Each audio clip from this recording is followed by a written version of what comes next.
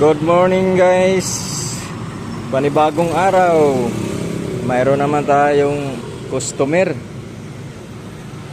Oh, yan guys, oh, naputol na naman diyan sa pinakamin chassis niya. Ni-repair na to guys, oh. Ano lang, tagsapawan ra ni da tubo nandoon steel plate na sa tricycle bitaw. So sobrang nipis lang. Nandito na naputol na naman dito. So yun ang sumusunod guys. So yan, darating yan gahapon. Yan, tapos na yan guys.